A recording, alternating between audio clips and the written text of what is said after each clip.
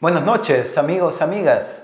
Bienvenidos, bienvenidas nuevamente a este programa de plataforma, este espacio de opinión que nos da el canal TVX, espacio para conversar, un espacio para encontrarnos, un espacio para escucharnos, para poder dialogar, para poder tener puntos de vista diferentes que están puestos sobre la mesa. Porque así, a partir de la diferencia, a partir de la diversidad, es como podemos tener esa riqueza de pensamiento, riqueza de experiencia, esa riqueza que nos permite ir construyendo un país más bonito, un país más justo, un país más solidario. Por eso es tan importante estos espacios. Y por eso también es bien importante y agradezco mucho todos los comentarios que vienen haciendo en los programas anteriores. Aquí lo vamos leyendo y a partir de eso es que venimos haciendo los siguientes programas. Y justamente de los comentarios que salían de los programas anteriores, quisiera que habláramos un par de cositas ahora. En primer lugar, quedaban un par de dudas, ¿no? Porque decía un comentario, porque planteábamos que no existía un salario mínimo, el programa anterior fue sobre el salario mínimo, y planteábamos que no existía un solo salario mínimo, sino que había una tabla salarial. Entonces eso generaba dudas. Ahí vi un par de comentarios que preguntaban, entonces, ¿cuál es el salario mínimo? Y de nuevo, aquí creo que retrocedemos un poquito, vea lo que explicábamos la semana anterior. En este país no existe un salario mínimo. Lo que existe en este país, en cuanto al salario mínimo, es una tabla salarial.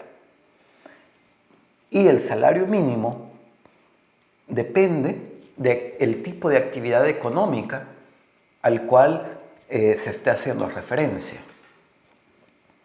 Por ejemplo, el sector de comercio y servicios tiene un salario mínimo. El salario mínimo vigente que tenía, por ejemplo, era de $304, que con la reforma tendría un aumento de $60 y entonces llegaría a los 360 y centavos. Pero para el sector agrícola, por ejemplo, para el sector comercio y servicios, para el sector agrícola, el salario mínimo estaba en $200. Y con la reforma se aumentará a $40. Y por tanto, el nuevo salario mínimo será de $240. Y así, si vamos a la página del Ministerio de Trabajo y Previsión Social, ahí hay una tabla salarial. ¿Cuál es la tabla salarial del salario mínimo vigente? Y entonces, ahí podemos ir a ver cuál es el salario mínimo que corresponde a cada una de las actividades económicas. Eso creo que lo quería abordar porque es una pregunta que salía en los comentarios del programa anterior, ¿sí? Y quiero que notemos algo para responder esta pregunta. Lo importante que es que las instituciones tengan disponible la información oficial. Porque justamente lo que les estoy planteando es que para que vayamos a ver cada uno de los salarios mínimos para cada sector de actividad económica, hay que ir al portal del Ministerio de Trabajo. Y ahí está, como información pública, cuál es ese salario correspondiente a cada actividad. Qué difícil sería poder tener eso o poder plantear eso si esa información no estuviera disponible en el Ministerio de Trabajo. Por eso es sumamente importante que las instituciones públicas tengan a disposición la información que le corresponde a la ciudadanía. Porque las instituciones públicas funcionan con el dinero que aportamos todos y todas con nuestros impuestos. Y por tanto, las instituciones públicas tienen la obligación, tienen la responsabilidad de tener a la disposición de la ciudadanía toda la información. Eso es algo que a los gobiernos, a todos los gobiernos de cualquier color, les ha causado escozor. Siempre causa molestia. La transparencia y el derecho a la información de la ciudadanía a los gobiernos siempre les causa molestia. Los gobiernos de Arena ni siquiera fueron capaces de hablar de transparencia. La misma presión ciudadana que venía desde hace décadas planteando la transparencia fue la que logró en el 2011 que se aprobara la Ley de Acceso a la Información Pública, la famosa LAIP. Esa ley, la Ley de Acceso a la Información Pública, es la que nos ha permitido como ciudadanía conocer, darnos cuenta de un montón de cosas que estaban pasando dentro del Estado en gobiernos anteriores. Los viajes del expresidente Funes, por ejemplo, nosotras como ciudadanía, como sociedad, nos dimos cuenta gracias a una solicitud que se hizo a través de la Ley de Acceso a la Información Pública. El manejo de la partida reservada, de la partida secreta, que oficialmente en los presupuestos se llama la partida 54.315 de gastos reservados, pero que la conocemos como partida secreta. Pues el manejo de esa partida se comenzó a conocer gracias a una solicitud de acceso a través de la Ley de Acceso a la Información Pública. El tema de las transferencias a ONGs, todo el tema de cómo se manejaban los montos y hacia qué tipo de ONG o hacia qué ONG se planteaba, como sociedad nos dimos cuenta, no ahora, eso ya tenemos años de conocerlo, gracias a solicitudes que se hicieron a través de la Ley de Acceso a la Información Pública.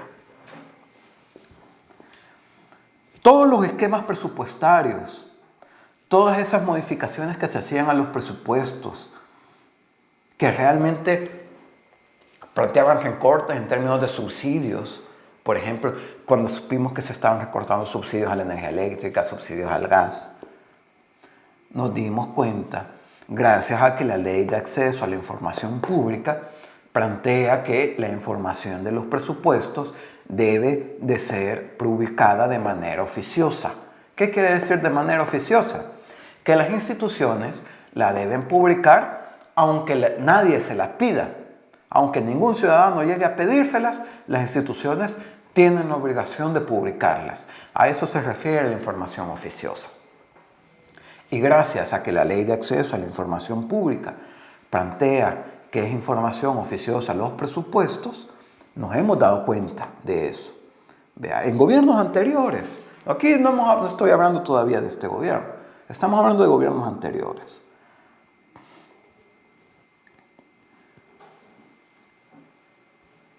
Los datos que tenemos oficiales sobre el proceso de privatización o reprivatización de la banca que hizo Cristiani en los 90s, que significó básicamente un saqueo al Estado,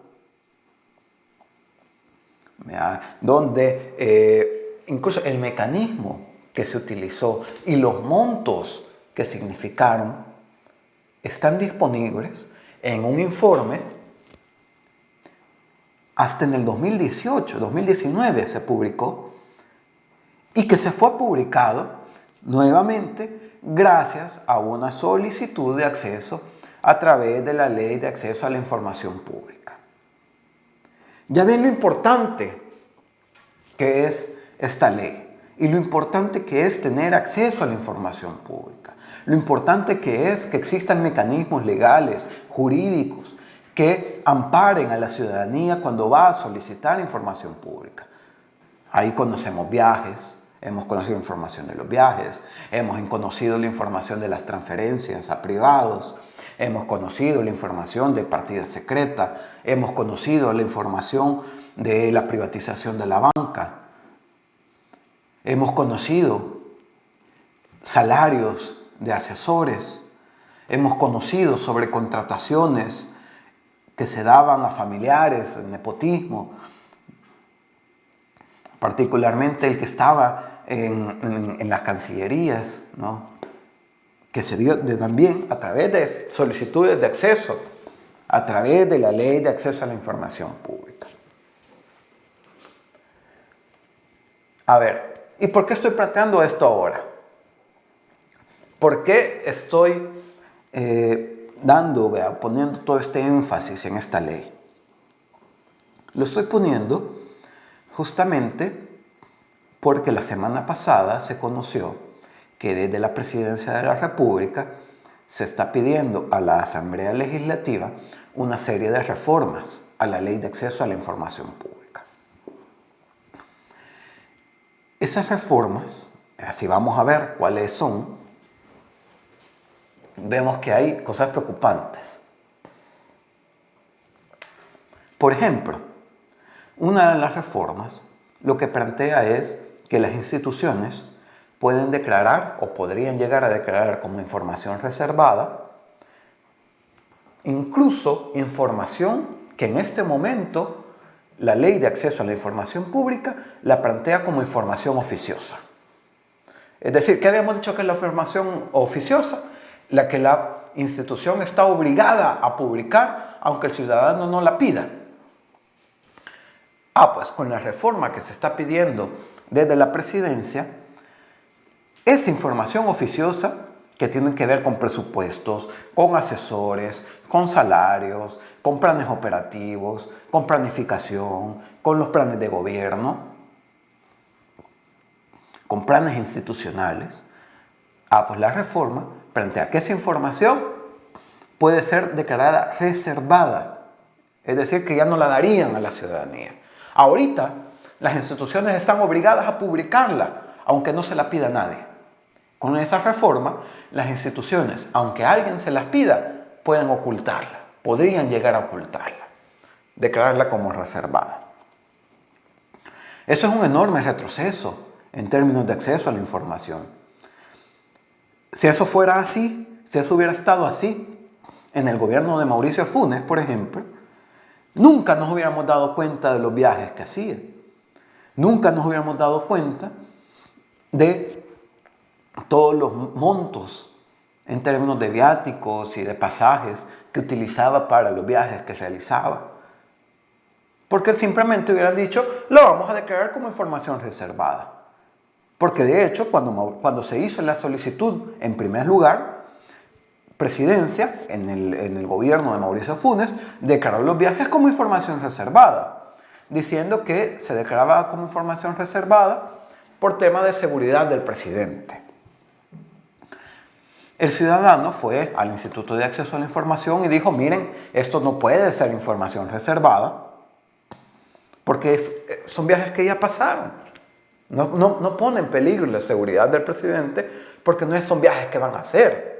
Son viajes que ya pasaron. Y entonces el instituto en ese momento dijo, el ciudadano tiene razón, Presidencia, dele la información.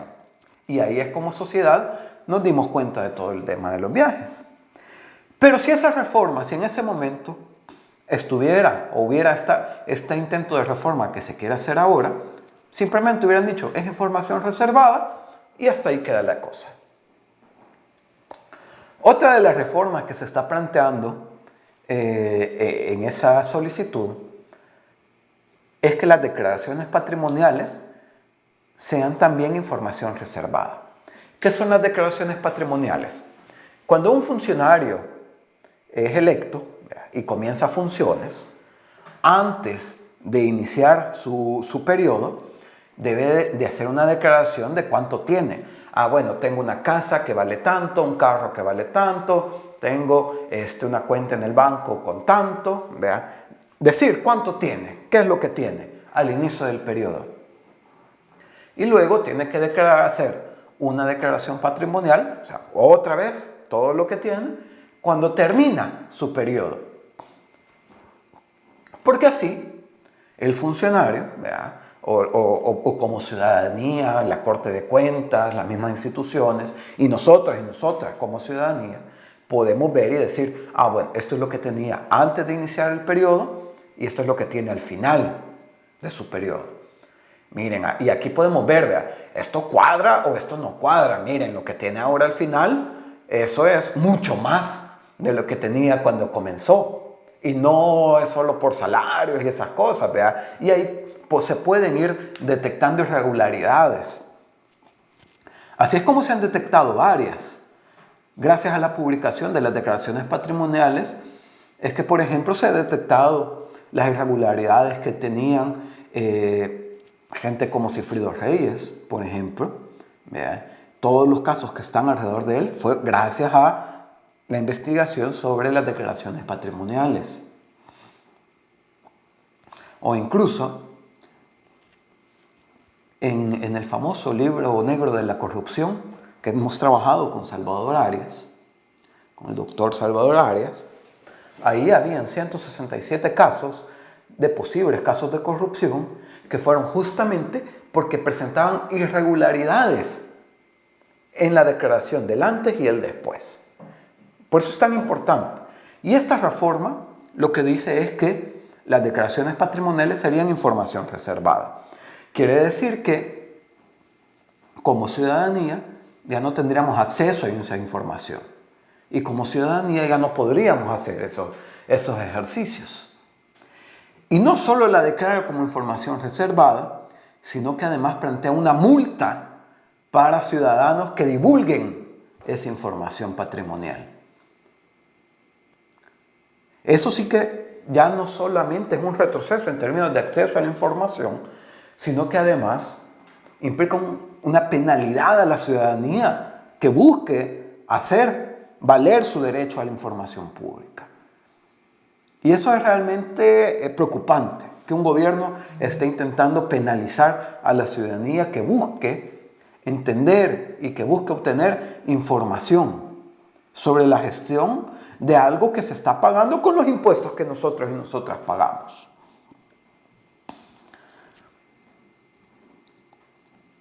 Tan importante es tener estos mecanismos y defenderlos, porque gracias a estos mecanismos es que como sociedad nos hemos dado cuenta de los desfalcos y de grandes irregularidades que se han hecho a través del Estado, que en este momento resulta todavía más.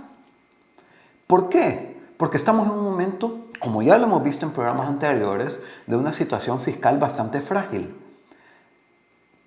Solo el año pasado, la deuda aumentó 2.700 millones de dólares. Mucho de esto se ocupó a través de mecanismos poco transparentes. Hasta este momento, hay 116 millones de dólares que el gobierno no ha sido capaz de dar cuenta de dónde están, cómo se gastaron. 116 millones a través del Fondo de Protección y Mitigación de Desastres, porque según la ejecución presupuestaria de Hacienda, se gastaron 661 millones de dólares, pero según los informes de ejecución de FOPROMID, solo hay informes por 545 millones. Solo ahí hay 116 millones de los que no hay informe. Y hasta mayo de este año ya iban otros 226 millones de dólares gastados a través de ese mismo mecanismo y de nuevo sin informe. Todos estos mecanismos entonces, vean, particularmente en esta situación financiera del Estado y en medio de la inestabilidad y de la poca información que tenemos con esta política monetaria del Bitcoin, es importante que los gobiernos sean capaces de dar información certera, información oportuna y responsable. Y es nuestra obligación también como ciudadanía manejarla con responsabilidad y siempre velar por nuestro derecho a la información. Un gran abrazo, amigos, amigas. Buenas noches.